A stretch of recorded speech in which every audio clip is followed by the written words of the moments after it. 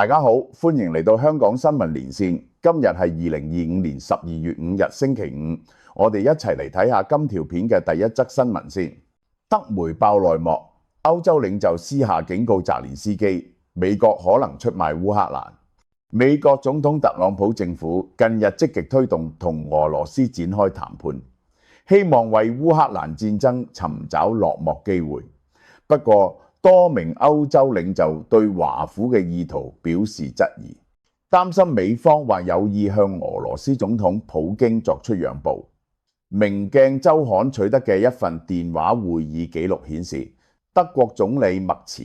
法國總統馬克龍等人均對正在進行嘅美俄談判存疑。早前，美國宣布暫停部分針對俄羅斯能源企業盧克石油公司嘅制裁。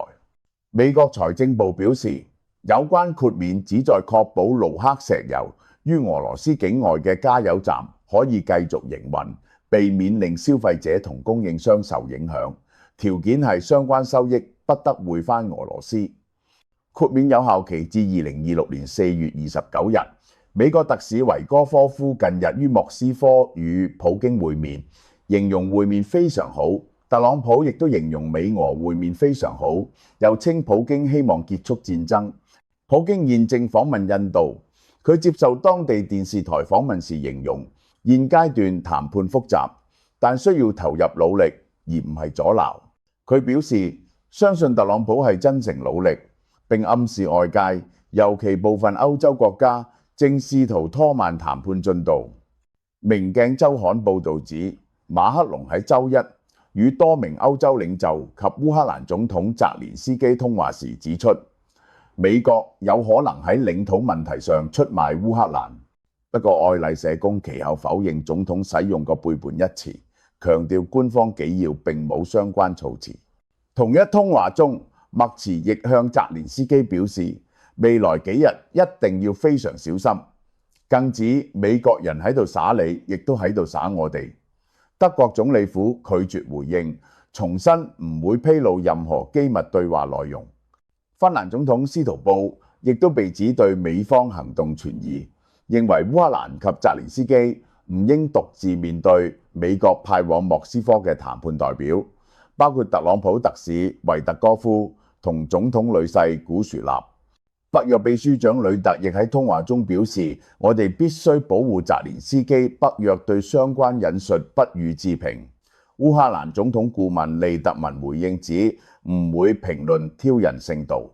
明鏡週刊亦表示，兩名參與通訊嘅人士確認相關引述準確，但拒絕具名，原因係通話屬機密。美國早前於11月提出過一份被形容為對莫斯科極為有利嘅初步方案，雖然其後有所修訂，但談判至今仍未見突破。咁跟住我哋再嚟睇下一條新聞嘅標題：不屑與之為伍。歐洲歌唱大賽允以色列參賽，多國退賽。歐洲歌唱大賽原意係透過音樂促進跨國文化交流，不過嚟緊2026年嘅賽事就因為主辦單位歐洲廣播聯盟決定開綠燈俾以色列繼續參賽，而捲入一場史無前例嘅政治風波。消息一出，隨即引發部分歐洲國家嘅強烈不滿同退賽潮，其中愛爾蘭、西班牙、荷蘭同斯洛文尼亞4國嘅公共廣播機構已經先後宣布退出，以示抵制。歐洲廣播聯盟喺日內瓦舉行大會後，喺尋日宣布，經過多數成員投票，明確支持改革，並決定容許所有願意遵守新規則嘅成員國參賽，變相確認以色列嘅參賽資格。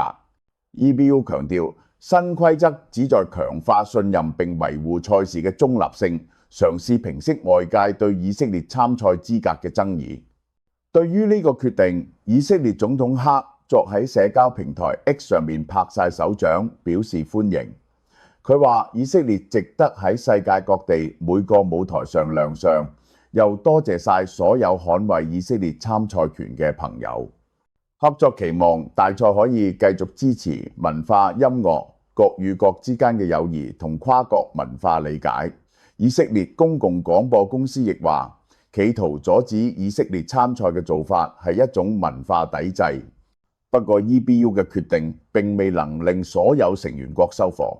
受又稱加沙戰爭影響，多國一直關注加沙地帶嘅人道危機，認為俾以色列參賽違背道德。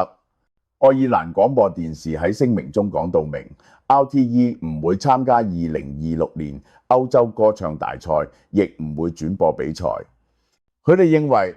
考慮到加沙令人震驚嘅人命損失，以及持續危及大量平民性命嘅嚴峻人道危機，愛爾蘭參賽係無法接受，形容繼續參賽形同泯滅良知。西班牙廣播電視公司批評，容許以色列參賽嘅決定加劇我哋對主辦單位嘅不信任，證明相關決策受到政治壓力影響。RTVE 話以色列係利用賽事去達到政治目的，令比賽作為中立文化活動嘅定位難以維持，故此宣布退出並唔會轉播賽事。荷蘭公共廣播電視媒體 AVROTRS 同斯洛文尼亞廣播電視台亦都相繼宣布退賽。斯洛文尼亞廣播電視台強調，如果參賽將會同佢哋秉持嘅和平、平等同尊重等價值觀背道而馳，亦唔符合作為公共廣播公司嘅職責。歐洲歌唱大賽由二戰廢墟中誕生，核心精神係促進各國連結。如今因為以色列參賽資格嘅爭議，令呢個大型音樂活動陷入創辦以嚟最嚴重嘅政治爭端。好嘅，呢條片嘅新聞播報完畢。中意嘅話，記得訂閱我哋嘅頻道，讚好呢條片同埋留言俾意見。我哋下次再見。好啦，嗱，呢個係12月嘅特價吓，男士兩大恩物就係一個獵戶素啦，兩個活髮素啦。咁呢個係男士之苦吓，呢個甩頭髮同埋呢個獵戶線有問題啊！所有男人到最後獵戶線都有問題，所有男人都會甩頭髮。一盒獵戶素，兩盒呢一個活髮素，676蚊減到405蚊，減到405蚊，呢個超特價。